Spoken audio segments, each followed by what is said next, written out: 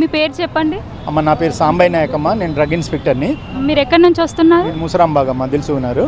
మీ సమస్య ఏంటి? అమ్మ నాది 2000 నేను జాయిన్ అయింది 1989 నుండి 2019 వరకు పనిచేసినమ్మ డ్రగ్ ఇన్స్పెక్టర్గా. 33 సంవత్సరాలు సర్వీస్ చేసినాను.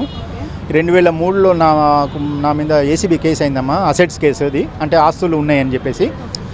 ఆస్తులు ఉన్నాయి. నాకు 22 ఎకరాల ల్యాండ్ ఉందమ్మా ఇక్కడ మన చేగుంట మాసాయిపేట మండలంలో, మెదక్ డిస్టిక్. 22 ఎకర్స్ ల్యాండ్ 2003లో ఏసీబీ కేసు ఉన్నప్పుడు వీళ్ళు ఏసీబీ వాళ్ళు దాన్ని ప్రొహిబిషన్లో పెట్టాలమ్మా, కేసు తెగేంత వరకు ఆ ల్యాండ్ అట్లనే ఉంచాలని. అన్ఫార్చునేట్లీ ఏమైందమ్మా, నాకు అమ్మిన అతనే 2003లో నేను కొన్న ప్రాపర్టీని 97లో కొన్న ప్రాపర్టీని 2007లో రిజిస్టర్ చేశాడు, 2017లో చేశాడు, 2018లో చేశాడు. 3 సార్లు సేల్ డీల్ అయిపోయినాయమ్మా. ఇక్కడేమో కేసు పెండింగ్ ఉంది. 23 సంవత్సరాల నుంచి కోర్టు చుట్టూ తిరుగుతున్నమ్మా. సర్వనాశనం చేశారు నా సర్వీస్ మొత్తము.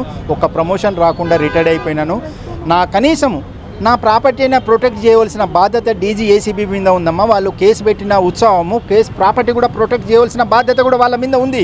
నా కేసు ఇంకా పెండింగ్నే ఉన్నది, కానీ నా ల్యాండ్ మాత్రం 3కి రిజిస్టర్ అయిపోయింది. అది నేను వాళ్ళ చుట్టూ 4 సంవత్సరాల నుంచి డీజీ ఏసీబీ ఆఫీస్ చుట్టూ తిరిగి నలిగిపోతున్నానమ్మా. ఇప్పుడు కూడా మొన్న కూడా రిప్రజెంటేషన్ ఇచ్చిన ఇప్పుడు present D G A C B C V Anand గారికి. ఆయన అంటాడు నేను ఏం చేయాలి దీంట్లో అని అంటాడు. మీరేం చేయాలి అనుడేంటి సార్? మీరు ఇమ్మీడియట్గా ఎవరైతే కొన్నారో, ఎవరైతే అమ్మినరో ఇమ్మీడియట్గా వాళ్ళ మీద క్రిమినల్ కేసు పెట్టి రిజిస్ట్రేషన్ క్యాన్సిల్ చేయించేసి ధరణిలో నా పేరు ఎక్కించాలి. ధరణిలో వాళ్ళ పేర్లు వస్తున్నాయమ్మా, నా పేరు తీసేశారు. మీ ప్రమేయం లేకుండా మీ పేరు ఎలా తీసేస్తారు? అది నాకు అసలు వితౌట్ నోటీస్ ధరణిలో నా పేరే లేదమ్మా. వాళ్ళు ఎవరైతే ఫేక్ డాక్యుమెంట్ కొన్నారో వాళ్ళ పేర్లు వస్తున్నాయి. వాళ్ళకు లెటర్లు పెట్టి వాళ్ళకు 5-6 సంవత్సరాల నుంచి తిరిగి చచ్చిపోతున్నానమ్మా. డిస్ట్రిక్ట్ కలెక్టర్ మెదక్కి అయితే ఎన్నోసార్లు లెటర్లు పెట్టిండమ్మా. ఇమ్మీడియట్గా కనీసం ధరణిలో పేరు తీయండి, వాళ్ళ పేరు తీయండి, నాకు కేసు ఉంది, నా పెండింగ్ ఉంది. అదే ఈ ల్యాండ్ ఉన్నందునే నా కేసు ఉంది అక్కడ, ధరణిలో నా పేరు లేదు. ఈ విషయంలో డీజీ ఏసీబీ గారు లెటర్ పెట్టినామా.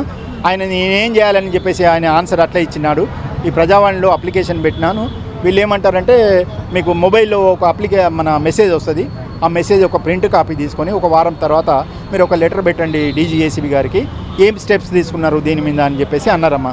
కానీ సంతోషం, హ్యాపీగా ఉందమ్మా, బాగానే రిసీవ్ చేసుకుంటున్నారు. కానీ ప్రాబ్లం మాత్రం డీజీ ఏసీబీ ఆఫీస్ నుంచి ఉందమ్మా. నాకు ఒకటే ఫైనల్ రిక్వెస్ట్, నా ప్రాపర్టీ ప్రొటెక్ట్ చేయవలసిన బాధ్యత, ఆబ్లిగేషన్ డీజీ ఏసీబీ మీద ఉంది. ఎందుకంటే వాళ్ళు నా మీద కేసు పెట్టారు. ఆ 3 సేల్ డీల్ క్యాన్సిల్ చేయాలమ్మా. ధరణిలో నా పేరు ఎక్కిచ్చేసి ఈ 23 సంవత్సరాల నుంచి నలిగిపోతున్నమ్మా కోర్టు. అది కోర్టు డిస్పోజ్ చేసే విధంగా డీజీ ఏసీబీ ఆఫీస్ వాళ్ళు గవర్నమెంట్ తీసుకోవాలని మొక్కుకుంటున్నామా. ఓకే, కాంగ్రెస్ మీ సమస్యను పరిష్కరిస్తుందని మీరు అనుకుంటున్నారా? నమ్ముతున్నాను. హ్యాపీ అమ్మా.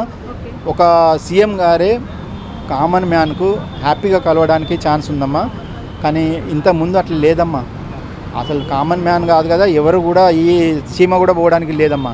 ఇప్పుడు ఇంత సీఎం గారిని కలవడానికి ఈజీగా ఉంది, కానీ నేను డీజీ ఏసీబీ ఆఫీస్ని మాత్రం కలవలేకపోతున్నాము. ఎందుకంటే గేట్ దగ్గరనే ఆపేస్తారు వాళ్ళు, లోపల కలవని అమ్మా. ఎవరిని కలవలేరు. ఎవరి గురించి వచ్చిండ్రని గేట్ దగ్గరనే అడుగుతారు. ఏ ఆఫీసర్ గురించి వచ్చిండ్రో ఆ ఆఫీసర్కి వీళ్ళు ఫోన్ చేసి ఆయన రమ్మంటేనే ఈయన లోపల పోవాలమ్మా, లేదంటే లోపల రానియరు. ఇది మారాలమ్మా. డీజీ ఆఫీస్ కేసు ఏ విధంగా అయితే మీరు ఉత్సాహంగా పెడతారో ఆ కేసు వాళ్ళు నలిగిపోతున్న వాళ్ళది కూడా కనీసం సింపతి లేదమ్మా. వీళ్ళకు 23 సంవత్సరాల నుంచి కేసు నడిపిస్తున్నారు నాది. అది అక్కడ వెళ్ళాలంటే కూడా చాలా కష్టం అమ్మా. డీజీ ఆఫీస్లో అంత ఈజీ కాదమ్మా, ఎవరిని రానియట్లేదు. అది మారాలని కోరుకుంటున్నాను నేను.